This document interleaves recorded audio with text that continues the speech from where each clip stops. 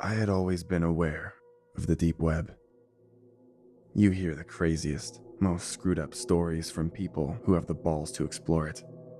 Websites that involve human experimentation, hiring a hitman, and even watching people through their own security cameras. It really gets into some messed up stuff. But honestly, I'd be lying if I said I wasn't just slightly interested. Now, just to point out, there was no malicious intent behind my exploration of the deep web. I was just curious to see if it was really as bad as people said it was. The first thing I stumbled upon was a website extremely centered around death, which gave me a really uneasy feeling, so I didn't hang around that webpage for very long. It takes quite a bit to freak me out, so it's safe to say that I was a bit taken aback that I couldn't even stomach the very first website I clicked on. But hey, it's not supposed to be all unicorns and rainbows, right? Next, I clicked on a website that was dedicated to watching people through their security cameras. Most of the screens showed empty living rooms and patios. Some of them showed oddly filled rooms, like rooms that were packed with stuffed animals, and another that was eerily decorated with Christmas lights and fake Santa Claus statues. Another screen showed a young woman doing yoga. That one had a lot of views, but I didn't personally watch it for very long. Something inside me felt ill and just wrong, like what I was doing was sickening. I shook my head, blinking away any more curiosity before I hovered my mouse over the tiny X to close the window. Right before I pressed the mouse, I saw a blue link under a black screen that said, "Proceed with caution." I bit down on my back teeth, yelling internally to leave the page. Don't click the link. It's not worth it. It could be murder. And wouldn't that make me some kind of an accomplice? What if it was someone skinning an animal or something? But then again, what if it wasn't? I don't know what the hell propelled me to move my mouse away from the window, hovering it over the link instead. But that's where I ended up. My curiosity always seemed to get the best of me, and no matter how twisted my stomach felt, or how strong the feeling of dread was that lingered right over my head, I had to know. I really just had to know what the link led to, or I'd go crazy until I finally figured it out. So, I pressed my mouse down and watched the link turn purple. I felt my mouth go dry. The screen slowly loaded. The page was just comprised of a large screen, like the security camera page, only it was just one. The room was concrete, and it was dark. There must have been a night vision camera or something, because everything had a weird blue-green tinge, but you could tell there was little to no light. There was a dark liquid on the floor in a medium-sized puddle. I told myself it was gasoline. Don't ask why.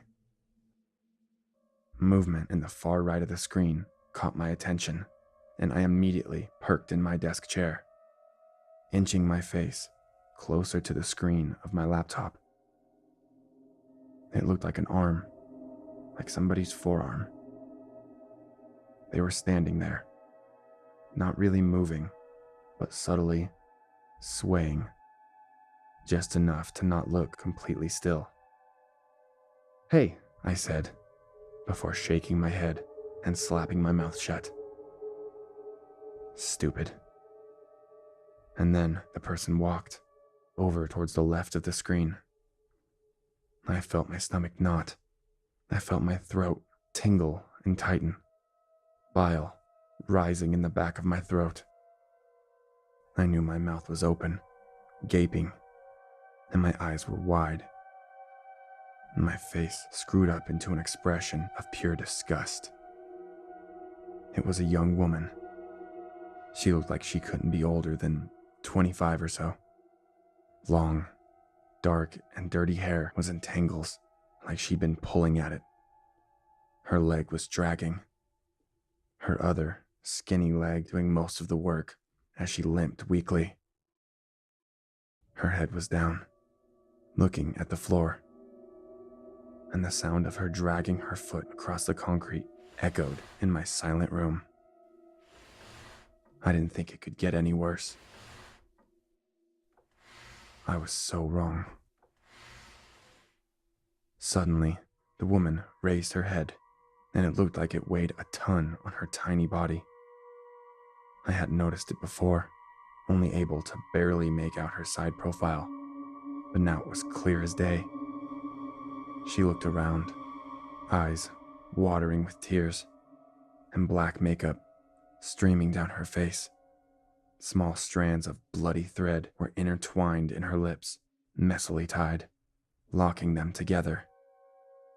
Dark blood stained her chin, probably from where she'd tried desperately to open her mouth, to scream, before realizing she couldn't. Her dainty fingers were stained as well. My whole body felt weak. My stomach was sick. I tried to tell myself it was fake, that it was all a big hoax. My eyes scanned to the bottom left of the screen.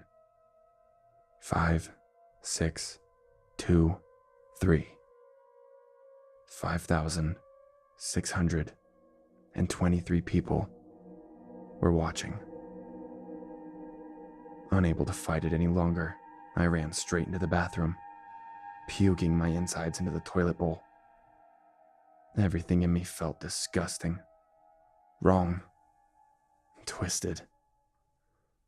Once I was finally done, I laid on the floor of the bathroom, letting the cool tiles try to soothe my burning body.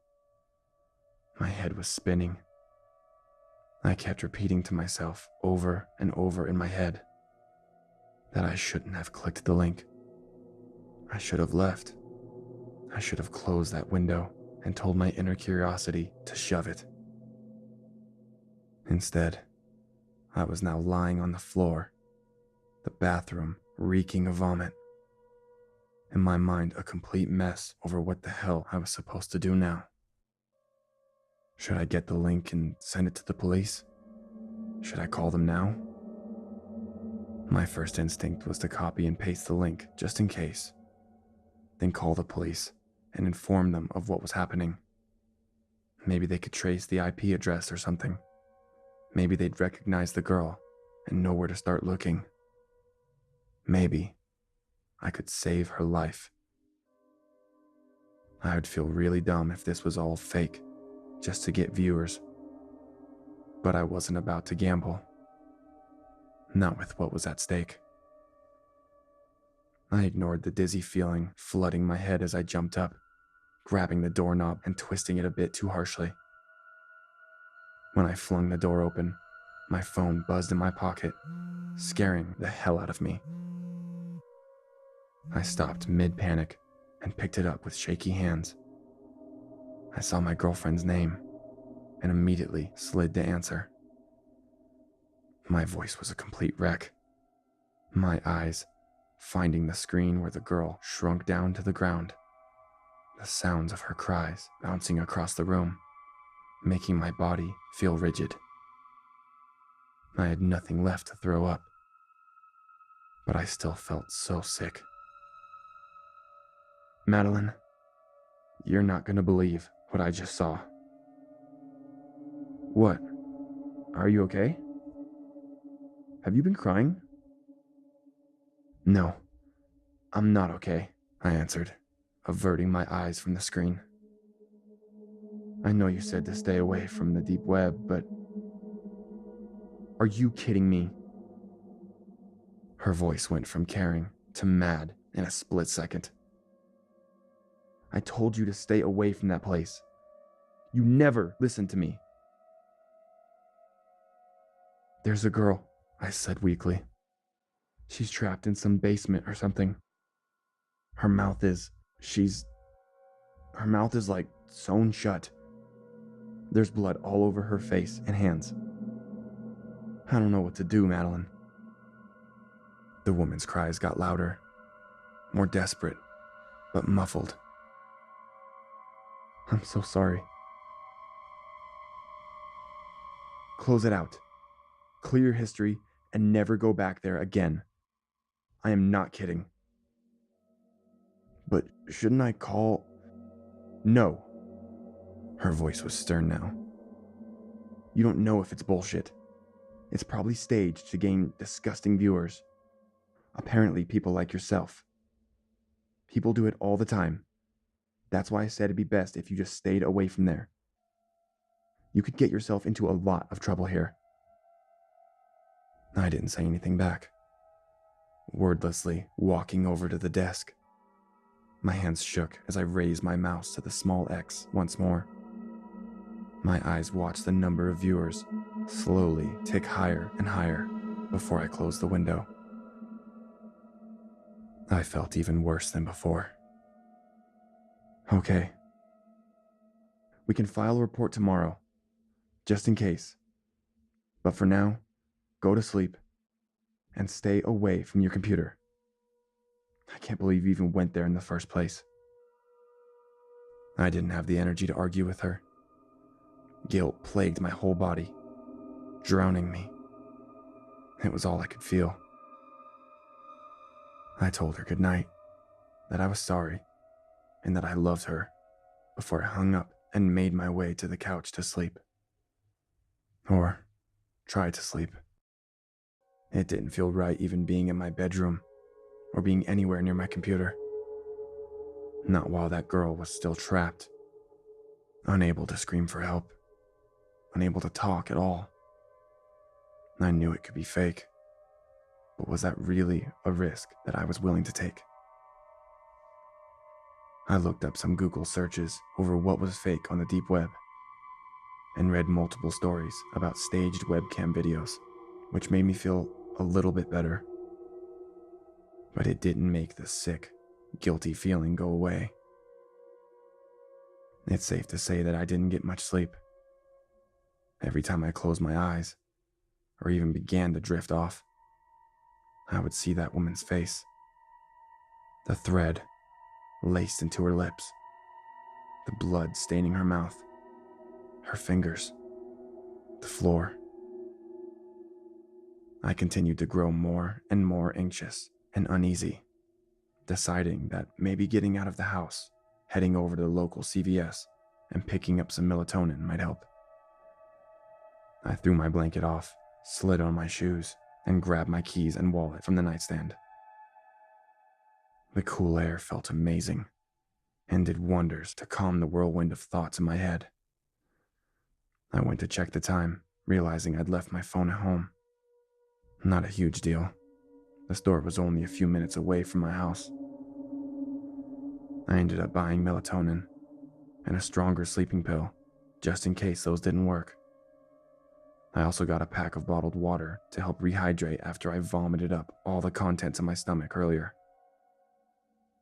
By the time I got home, I felt much, much better, which lasted about 3 seconds before I noticed that my front door was wide open.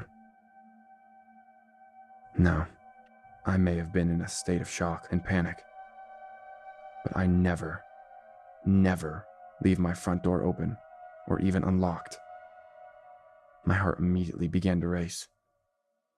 I got out of my car, closing the door quietly and unlocking my trunk, grabbing the crowbar that I keep in there. "Who's there?" I yelled into the house, waiting for any noise. "Who's in there?" My own voice was shaking and weak. I was met with complete silence. Keeping the crowbar up and ready to strike, I walked to the couch and felt around for my phone. As soon as I found it, I hit the emergency button and waited until I got a hold of a 911 operator. I let her know that I think my house was just broken into, and she told me that the police would be on their way. After checking around the house for anything odd, I decided to give my girlfriend a call. letting her know what had happened. The phone rang, and then rang some more. After getting her voicemail, I hung up, knowing she'd probably be asleep this late at night. I waited about 20 or so minutes for the police to show up, and walked around with them like a scared puppy as they checked every room. They ended up just having me fill out a report, telling me that they'll keep patrol cars in the area, just in case anyone else gets hit. As they were leaving, I checked to see if Madeline had called back yet, but there weren't any missed calls. I, however, did notice several outgoing calls. It displayed outgoing call to Madeline, 3:12 a.m.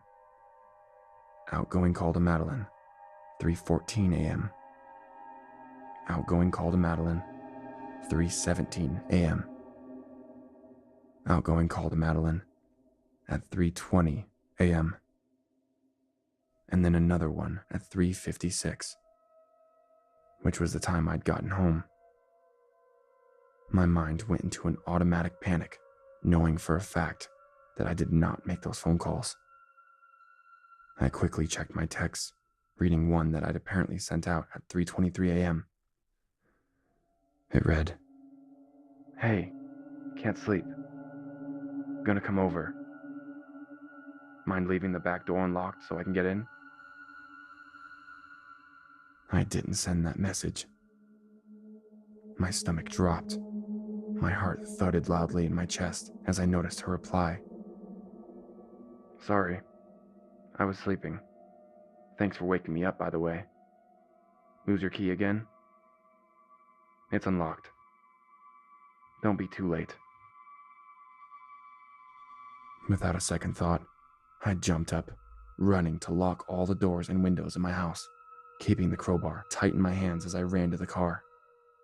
I drove as fast as my little Civic would allow all the way to her house, ignoring every stoplight along the way. It only took me 3 minutes to get there, but I still knew it'd be too late. I made my way to her back door, feeling every cell in my body burn when I saw that it was wide open. My face was hot. My hands were shaking. But I stepped in, crowbar raised like a bat, ready to swing. I tried to keep my emotions at bay as I searched around her dark house. "Madeline?" I called out. "Are you okay?" Nothing. Silence. "Madeline!"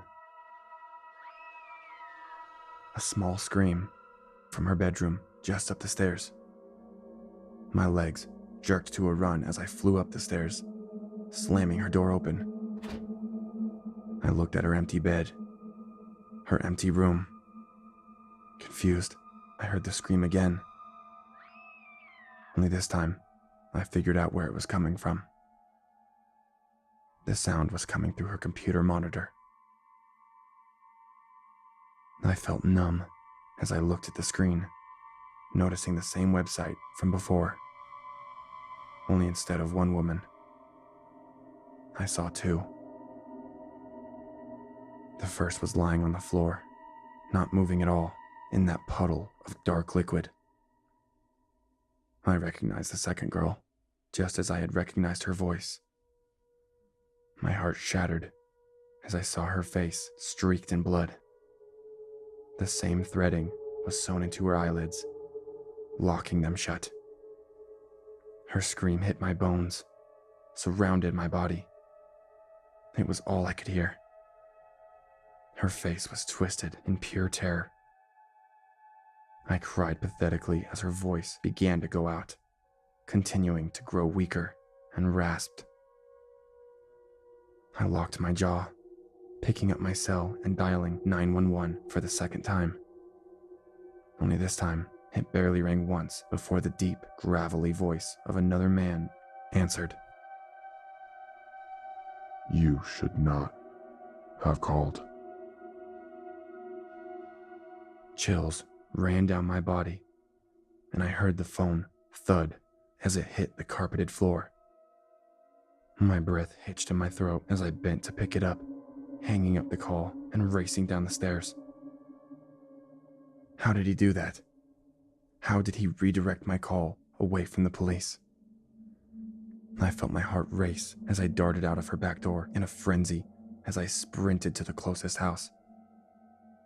I pounded the door, screaming at the top of my lungs until the neighbor opened it. Her face tired, confused, and scared. She let me in, and I explained through frantic tears what had happened. I'm typing this on my phone to post as we both try to get a hold of the cops. But neither of our calls are going through. And neither is her landline. I think somebody's messing with our cellular signal, and they may have cut her line. But we're gonna keep trying. I'm scared. I'm scared for myself, for my girlfriend, and for my neighbor. I don't know what's gonna happen. If you don't hear from me again, please take this advice and this experience to heart. Stay away from the deep web. Please, stay away.